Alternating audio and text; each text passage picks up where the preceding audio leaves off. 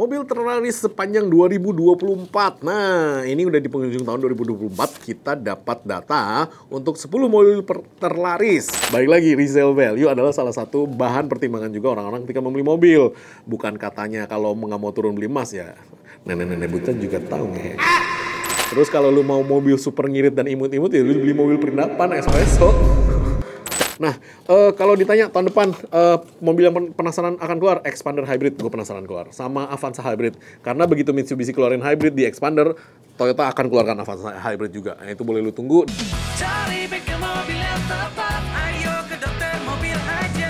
Jujur, cepat dan juga lengkap, ayo ke Dokter Mobil aja. Kualitas yang terbaik, harga juga bersahabat. Percayalah, di Dokter Mobil pasti beres.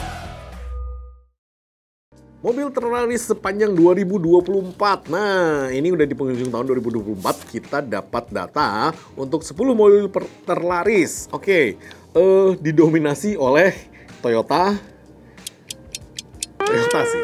Daihatsu-nya 1, Mitsubishi 1, kemudian Honda-nya 2. Hondanya nomor 10 sama nomor 4. Nomor 10 itu Honda HR-V. HR-V dia tahun ini terjual hampir 9.000, 8.911. Kalau menurut gue all new HR-V ini cukup bagus, cukup keren. Yang HR-V yang RS kan dia 1.500 turbo, cuman harganya bos. Honda HR-V masa harganya hampir 500 juta bos. Itu aja sih yang gue nggak suka sih. Itu 1, 2, segini juga. Itu aja sih sebenarnya sih. Yang nomor 9.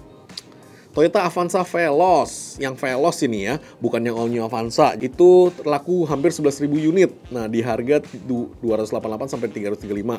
Ini ya Anda tahu lah ya, ini nggak ribet-ribet amat, gimana-gimana, semuanya standar, suspensi standar, dibilang empuk oke, dibilang keras juga enggak, engine juga oke, ya kan. Kemudian nomor 8 all new Agya, hatchback maksimum 5 yang itu laku 14.500 unit. Nah, ini udah jelas lah ya, karena ini kan memang value for money, ini 3 silinder kan berarti ngirit. Kalau Agya sih gue nggak pernah problem yang aneh-aneh sih, dari sisi mesin bla bla bla itu nggak pernah sih problem yang aneh-aneh. Cuman memang gue nggak suka 3 silinder bergetar di setir gitu aja sih. Tapi kalau secara ngirit, mobil ini ngirit nggak bikin lu pusing. Nomor 7 Expander, ya udah kelihatan lah ya, Expander mobilnya enak, dia laku hampir 17.000 unit, 16.900, harga juga positioningnya dia pintar dari 260 sampai 324, berarti ini memang head to head dengan Toyota Avanza.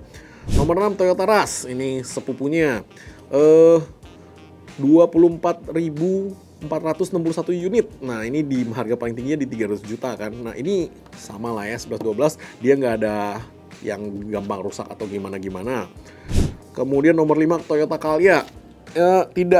Nggak heran sih gua. Maksudnya ini MPV murah meriah, sejuta umat juga untuk di mana-mana. Kalau lu tanya sama gue kayak kuda lumping, iya. Lu tanya gue kenyamanan gitu kan. Kalau mobilnya cepet rusak apa enggak? Ini mobil enggak rusak-rusak. Tapi memang gue BT-nya cuma itu sih. 1 kayak kuda lumping, 2 blower belakangnya kipas doang. Jadi itu agak panas untuk yang baris ketiga, itu udah pasti tuh. Sama 1 lagi, radiator bro. Lu kalau ke depan lu lihat radiatornya cuma setengah dari grill. Itu nyebelin banget, kayak di kepala gue setengah OCD gitu kan. Lu ya itu doang sih isunya sih. Cuman at the end of the day mobil ini tidak merepotkan. Gue nggak pernah nemuin yang aneh-aneh, yang ribet-ribet. Yang masuk ke Domo juga kayak wajar lah ya. Maksudnya sekian tahun pemakaian dia rusak itu wajar halnya. Yang masuk ke transmisi juga sama. Yang nomor 4 Honda Brio Satya. Padahal jujur ngomong, gue Brio yang ini gue kurang suka. Gue suka Brio yang sebelumnya sih. Dia 33.700 unit lakunya. Harganya di 167 sampai 198. Dimana kalau gue disuruh dipilih sama Agya, ya gue pilih Brio kalau gue. Nomor 3 adalah Toyota All New Avanza, 37.769 unit. Ya, ini nggak bisa dipungkiri. All New Avanza yang baru itu memang ganteng, cuman jeleknya jadi penggerak roda depan. Itu aja sih gue gak suka sih. Karena ketika dari penggerak roda belakang ke penggerak roda depan itu sih menurut gue downgrade ya. Tapi semua orang masih suka ya. Mau gimana?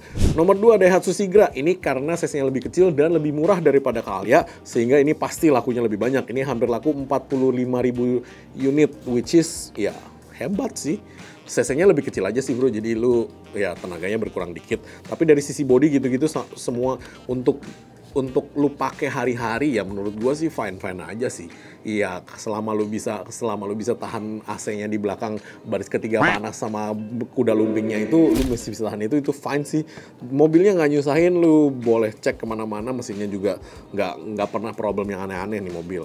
Nah, nomor 1 adalah Toyota All New Kijang Innova Zenix. Nah, Innova Zenix ini datanya ngikut ya semuanya Reborn, Zenix Hybrid. Lakunya 47.000 unit, datanya di aqualaku.com. Saya cuman menyayangkan saja si Zenix ini harganya di 500 juta dengan build quality yang kayak begitu. Maksudnya kalau menurut gua harga 500 juta bisa dapat bodi lebih tebal. Bisa dapat kursi lebih enak, ya kan?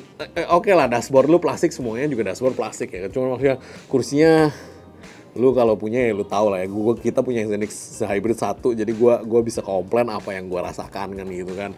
Nah, dari semua 10 mobil ini kenapa kok yang lain-lain nggak masuk? Ya balik lagi, di Indonesia orang masih beli mobil masih memikirkan harga jual, itu udah pasti ya, karena terbukti yang laku Toyota. Jadi Toyota, Honda, Mitsubishi, Daihatsu ya kan, Daihatsu cuma 1, Mitsubishi cuma 1, semuanya Toyota sisanya, karena memang harga jual Toyota masih nahan. Balik lagi, resale value adalah salah satu bahan pertimbangan juga orang-orang ketika membeli mobil. Bukan katanya kalau nggak mau turun beli emas ya, nenek-nenek buta juga tahu ya. Beli emas kagak turun kan gitu kan. Kadang-kadang gue nggak ngerti dah dikasih tahu. Ya cuman sebenarnya ini 10 mobil ini nggak miss sih. Ini on the spot banget sih, sesuai prediksi sih. Yang gue sayangkan juga kalau yang dari Mitsubishi si X-Force pricing strateginya bego gitu kan. Kalau menurut gua ya, jadi itu kelihatannya kayak mahal banget gitu kan. Harusnya dia pricing strateginya nyamain di Honda HR-V yang paling rendah gitu kan. Nah itu rame tuh, karena mobilnya cakep loh, nggak dipungkiri mobilnya itu cakep loh.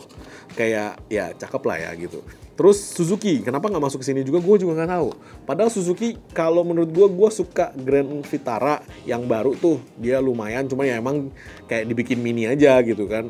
Dari Grand Vitara yang kita terbiasa dengan besar dan gagah, kayak kura-kura ninja dulu. Kalau sekarang bakpaunya yang dimakan kura-kura ninja gitu kan. Kecil banget gitu kan. Ya itu oke. Terus Baleno hatchback juga oke menurut gue. Terus kalau lu mau mobil super ngirit dan imut-imut ya lu beli mobil perindapan espresso. Cari yang warnanya aneh-aneh gitu kan, lu modif gitu kan. Ya lu buat mobil lucu-lucuan aja. Itu sih iya banget bro. Nah, itu nggak masuk ke sini ya, gue juga nggak tahu kenapa. Padahal R3 juga enak banget sih menurut gue ya. Maksudnya Suzuki adalah contender yang menurut gue very very value for money. Menurut gue nih ya, menurut gue pribadi. Nissan kenapa nggak masuk? Nissan yang bagus tahun ini apa sih? Hah? Apa? Serena? Nggak bagus juga bos. Livina, Nissan Terra oke sebenarnya, tapi price-nya aja, price strateginya aja dia agak-agak mahal sih memang sih. Nissan Terra oke sebenarnya. Terus apa lagi? Livina sampah. Nggak ada lagi yang baru. Iya. Leaf nggak laku banyak amat. Kicks nggak laku banyak amat juga. Iya, itu untuk Nissan ya, makanya dia nggak masuk di jajaran ini. Tapi ya, Nissan gue suka yang diesel, Nissan Patrol, Nissan Terra, ya kan, Navara, oh itu mantep deh dieselnya deh. Kalau bensinnya, enggak. Hybridnya, lu tahu kemarin gue nyari motor generatornya hybrid X-Trail, itu sampai Turki baru ada. Singapura nggak ada, di Malaysia tidak ada, Singapura nggak ada, Turki gue baru dapat. Nah lu bingung kan, impornya dari Turki gimana, gue masih nggak ngerti tuh. Nah, kalau ditanya tahun depan mobil yang penasaran akan keluar, Expander Hybrid gue penasaran keluar, sama Avanza Hybrid. Karena begitu Mitsubishi keluarin Hybrid di Expander, Toyota akan keluarkan Avanza Hybrid juga. Nah, itu boleh lu tunggu dan boleh lu cek. Oke, mungkin sekian dulu dari saya Dokter Mobil. Jangan lupa subscribe, like, dan komen di YouTube kami. Thanks.